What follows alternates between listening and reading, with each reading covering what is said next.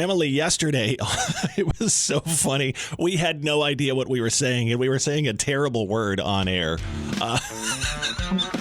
Just grateful for this opportunity to be back on air.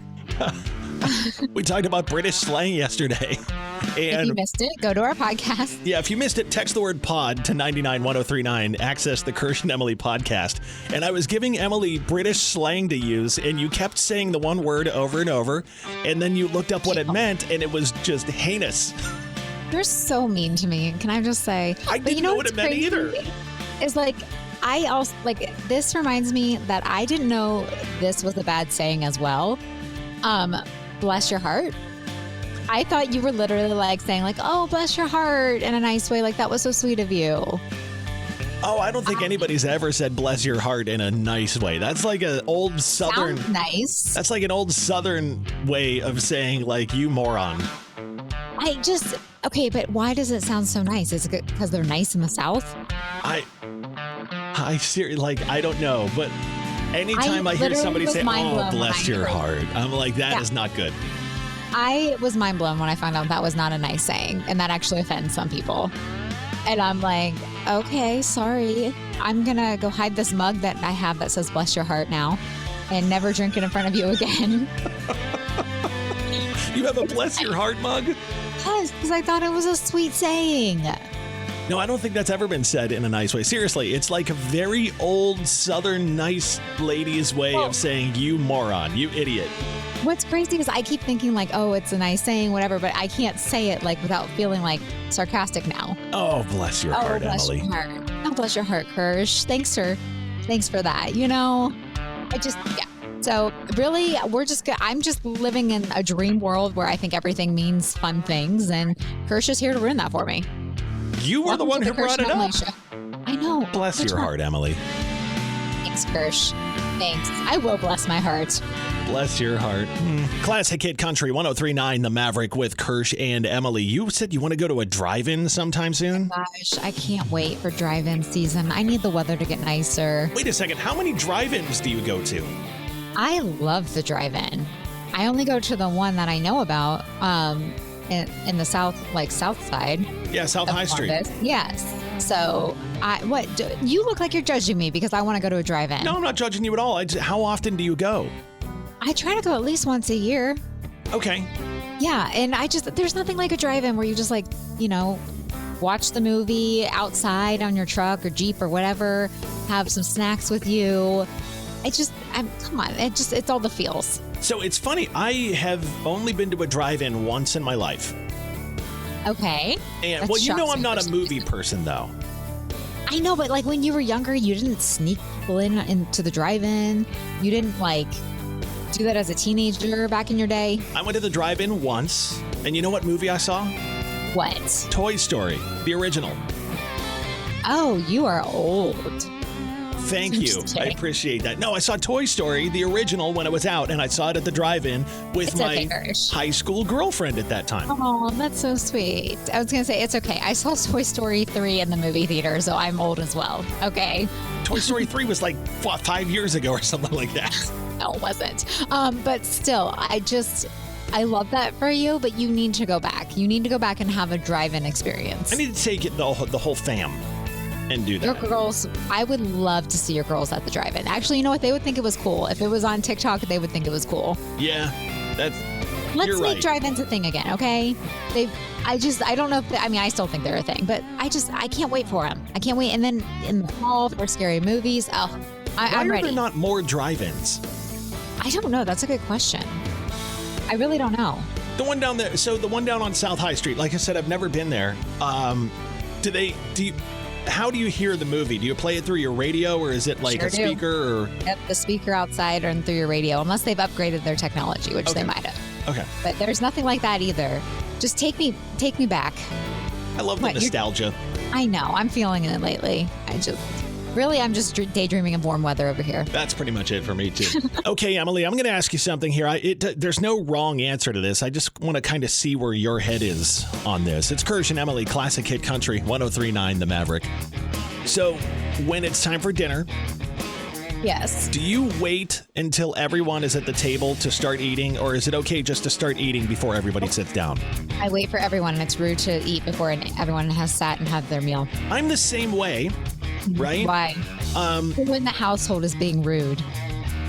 Well, one of my daughters it's hilarious. Like, we'll get dinner together and she'll take whatever plate she has and she starts walking around with it and like eating. I'm like, can you sit down?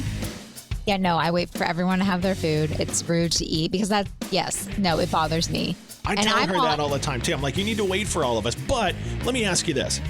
Mrs. Kirsch will often take longer to get dinner together, like while we're, getting it out, regardless if she made it or I made it or whatever. And we're all kind of sitting down, waiting for her to get to the table.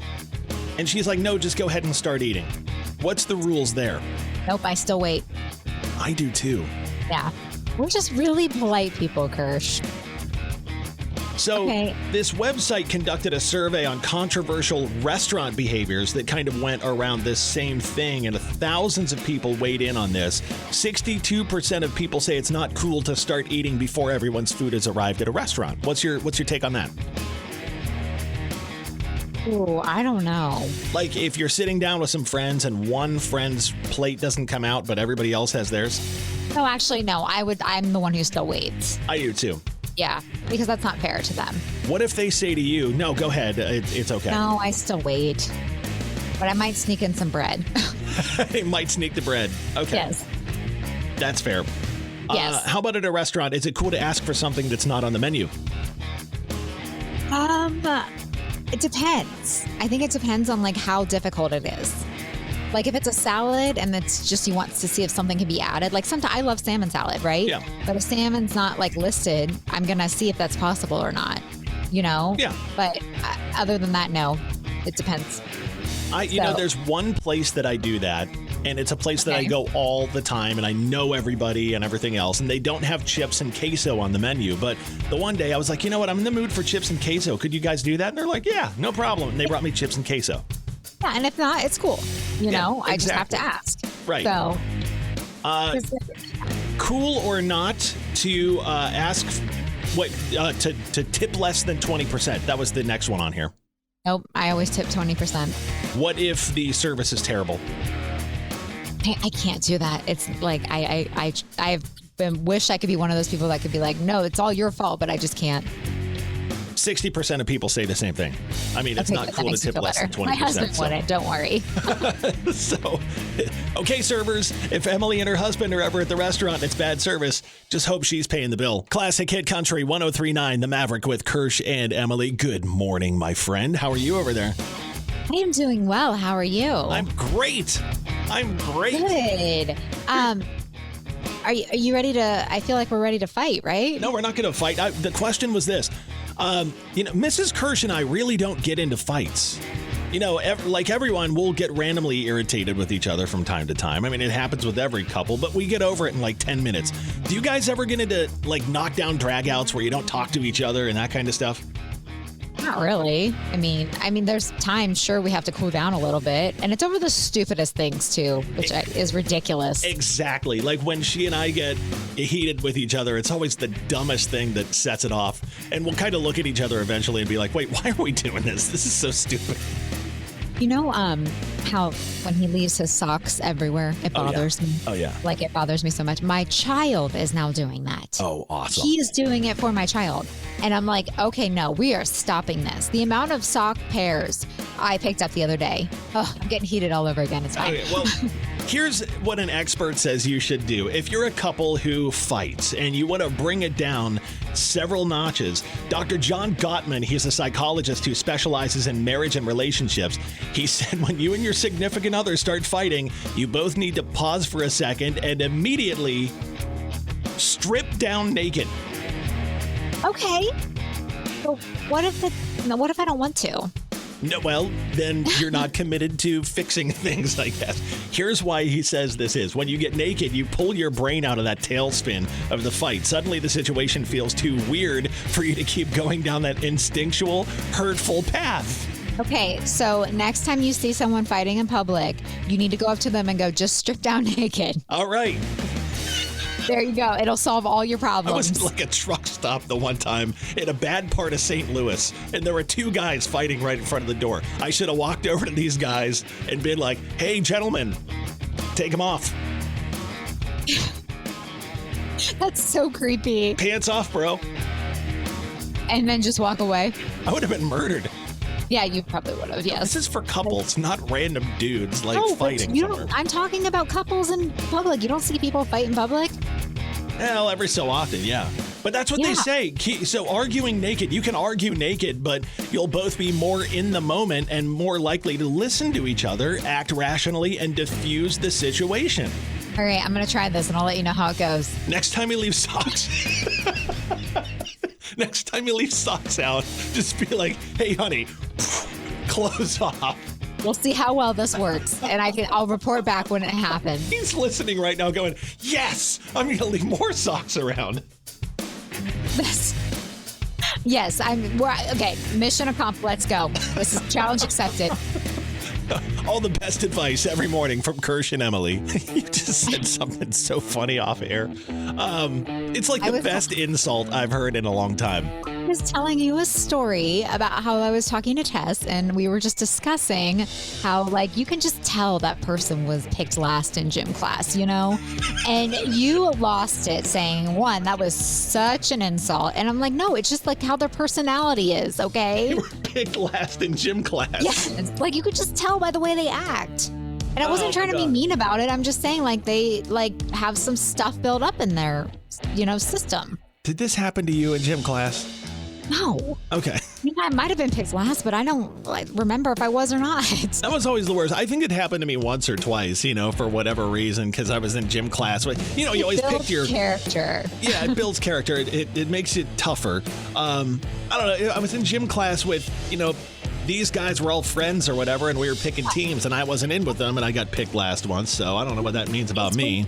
Well, when you're picked last, it wasn't on skill, which again I would have totally understood because with sports. But it's a popularity contest. That's really what it was. It comes down to. I don't know if it's still that way, but we need to teach our kids to pick people on who's going to win. Anyways, that's a lot of times why people are picked last in gym class. That's a whole other thing. But that's my new favorite insult. I'm going to use that from now on. You were picked last in gym class. Oh, that guy was totally picked last in gym class. So what would be the equivalent today? Like picked last in gym class? Oh, like as an adult? Yes. Okay, I'm going to use this as an example, okay? So, remember when Darius Rucker got a picture with those fans and they asked Woody Harrelson to hold the phone? Yes. To take the picture. That's like an equivalent of picked last in gym class when you get asked to hold the phone of a group photo. Yeah, exactly. Yes. Or, maybe being sat at the randoms table at a wedding. Yes. Are you looking at me? Because I sat you very perfectly well at my wedding. You did. Because you're looking at me like I did something wrong to you. You always think I'm judging. I'm not, honestly. Text us, 991-1039. What's the adult version of being picked last in gym class? Because we know they're out there, and I love that. You're making me feel like it's really mean. It wasn't meant to be mean. I was just trying to describe why they are the way they are. Oh, no. That's a good mean. You were picked last in gym class. That's why I'm anxious to see what people have to say. All right, text us, 991-1039. What's the adult version of this? Kirsch and Emily, Classic Hit Country 103.9 The Maverick. We'll share those coming up. The question a few minutes ago was, what is the adult equivalent of being picked last in gym class? Yes, and we've gotten some good ones from people. We had you text us your version of that, and I'm surprised we didn't get this one. I thought of it while music was playing. Being left off the group chat. Yes, that is true. Have you ever found that out? Like there's a group chat going on that you're not part of? No, I haven't, and I don't really want to know. So. All right, there you go. That's one for sure. Let me share some of the ones that we got that are the adult equivalent of being picked last in gym class. Getting invited out to be the designated driver. So mean. It's like, hey, we're going to all go. What am I saying? We're all going to go out. You good there? I had a couple beverages this morning or something. We need you to go to be the DD. Yeah, that's kind of it. That's mean. Friends wanting to do a group photo together and handing you the phone. which I said earlier, yes, which is very equivalent to that. People talking about party plans in front of you, but not inviting you. Oh. That's when you just invite yourself. Like, hey, what is this? I'll be there. Yeah, because they're talking about it in front of you, so that's their fault, not yours. I'll bring taco dip. There you go. So random, Kirsch. Everyone going out for lunch together and not asking you to join made the list. Oh, yeah. That's a big one for sure. This one, I have sadly had this happen to me. When your friend who lives out of town comes back for a week and doesn't bother to tell you. Oh. And I'm like, excuse you? Has that I thought happened? we were close. Yes, to me. Yes, it has. And then, no, it's fine. They had a talking to. It's fine. Speaking of those weird dishes I brought up, the taco dip, nobody eating your dish at the potluck made the list. Yes. It's like, what did I do? Do you know? I mean, okay, but like, to be fair, I would understand if no one like touched my dish at the potluck. So After all the things you've said about your cooking on air. Yes, I actually, our last potluck, I had to reassure people my mother made it. Oh my gosh. Okay. So I don't blame them there. There is one text that. Oh no. You're not reading this one, are you? Well, yeah, I'm going to read this one because I had to Google a little bit. What you did. When we got this, I was like, okay, what is this about? So Of course you did. the adult equivalent of being picked last in gym class is being picked last during a night out at Club Princeton in Columbus. How do you know about that? Like I said, I had to Google a little bit, but we're just going to put it this way. If you know, you know. Okay, Emily, I'm really interested to see what's going on with this. Why are you so mad about golf? Like, what's going on in your life? It's national. Wait a second. We have to go back. I have to see what the actual name of this is. It's Golfers Day. It's National Golfers Day because the Masters start today. I'm assuming that's why. And so my husband basically won't be finishing the playroom. He says he's going to finish today is what I'm getting at. But I need to know, what is the big deal with golf? Like, honestly, what am I missing? Because to me, when I watch it, it's boring as can be. And I know I'm offending a lot of you, and I need to know the big deal. So you're a dude. Tell me. You're a dude. Tell me what's wrong with you people. Does he like watching it? Does he like playing it? Both? Watching it, playing it. He's now joined a league on Wednesday nights. Like, it's a whole personality for him right now. And I just don't understand. I mean, look, I'm not like the kind to be like, oh, don't go golfing. Like, you need, I say go, do what makes you happy. But I just don't get the big deal. Okay, I like playing golf. I'm not good at it. I've tried. But I go out and I have fun, right? I'm not super competitive on the golf course because I'll be disappointed in myself and be mad when I go home. Shocking to me because you're a very competitive person. I am, but when it comes to golf, I'm like, you know what? I like the beautiful scenery, the beautiful course. I like to go out. I like to drive the cart around and drink a cold beer and hit the golf ball and see what happens. It's challenging. It's one of these. I will say it's a sport that anybody can do. And, it takes a lot of work to be good at and a lot of adjustments and things like that. And I think that's kind of a guy thing. Like, that's why I think a lot of men play golf. There's a lot of women who play golf too, but it's one of these things like a puzzle almost. And that's, I think, the way the male brain works. So I think that's why. Okay, that makes sense. And then watching it is like this. Watching it, once you play enough, and you're used to being out there and you know what your drive is like and you know what your short game is like and your putt is like and you see these professionals doing it, you're like, wow, that's impressive. So I think that's it. The respect, I get that. You know what's funny?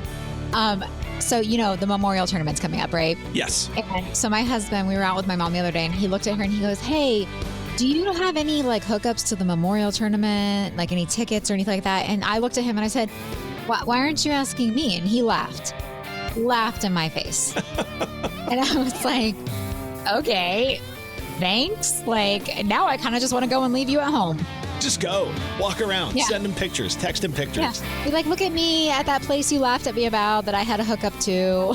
That would be amazing. All right. Yeah, Well, there you go. so- There's my best take on golf. Okay, that makes sense. Kirsch and Emily, Classic Hit Country 103.9, The Maverick. When I was out on vacation, Emily, you told me that you and John Boy, when he was filling in for me, had a conversation about how it's scientifically proven that men don't hear women when they talk. Yes, that is correct. And but I have to say, my husband finally listened to me, and it feels so good. So he heard you. Yes, and he heard listened to me. what you were saying. What happened? So we got a new car seat for our son for his car, right? Yeah. And I told him last night, I said, you should probably go put that in the car right now, along with all these toys you're taking to your parents' house. Brady has toys at their house. And he was like, no, I'll just do it later. And I'm like, no, you're not going to do it later. Let's be honest. You're going to sit on the couch and then get all mad in the morning because you have to put the car seat in. And you know what? He listened to me.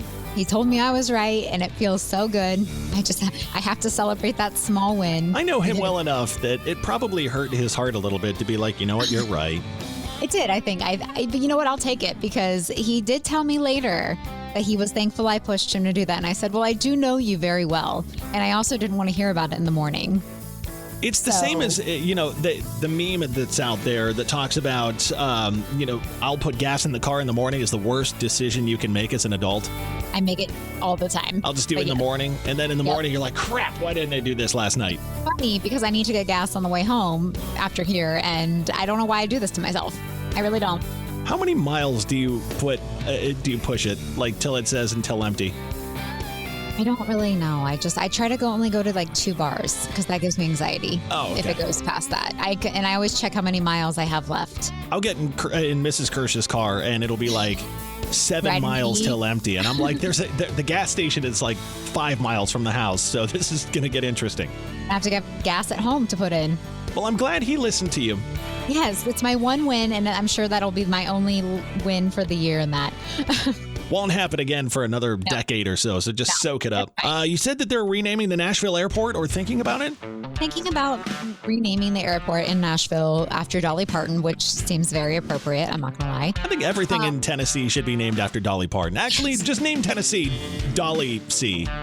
Dolly, you're right. Yes, I'm sure. Yeah, but that's what Gatlinburg's for. Dollywood, you know? Right. She's already in her own theme park. Anyways, so like I got to thinking Dollyville about... instead of Nashville. Oh, yeah, that's a good one. Dollyfus instead of Memphis. Just Dolly Nuga. Yeah, Dolly Nuga. I love it. So I just got to thinking, like, what do you have to do to get something named after you? So like John Glenn International Airport. Yes. He kind of went to space. I mean, yeah, that's really important. He's an Ohio hero. More importantly, I mean, we are the #1 most entertaining country morning show in Columbus, Kirsch. How do we get something named after us? Like, we're not asking for much. What would you want to be named after us? What would you want to have? I just want to, maybe we just start small, like with the studio we're in right now. Can we name it the Kirsch and Emily Studio? The Kirsch and Emily Studio. Well, John Boy does this show in here, and so does Tess. I know. But it would feel good, okay? At least till 9 a.m. we can name it that. I think most of the time when you get a name on a studio or something like that, it's because you made a big donation or bought the naming rights. No, I want to win this naming right. Like, I want to just be good people where that's what we get.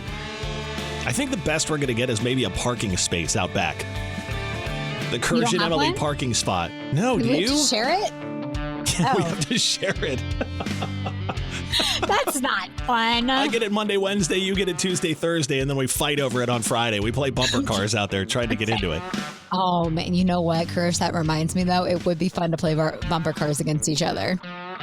Not with our actual cars, though. Well, I mean, like at the fair or something. I was going to say, because you do that on you're well versed in playing bumper cars. That is correct. As long as a curb's involved, I'm good. Yes. But no, really, where do we start? How do we get something named after us? I don't know. Go ask Matt. See if he'll make a Kirsch and Emily parking space out back. Let's start small and work our way up. So we started small with a studio. All right. Well, I don't know. See if you can talk to the folks at the airport. Rename it Kirsch and Emily International I Airport. would never take that away from John Glenn. He's done some wonderful things. Maybe we could get like the Delaware County Airport named after us or something like that. Well, let's start trying. Come on, let's make it a mission right now. If A year from anybody now, has a connection, we'll have something named after us a year from now. the Kirsch and Emily runway at the Delaware County Airport. It's something, okay? We gotta get something, Kirsch. Come on. You work on that. I'll leave it up to you.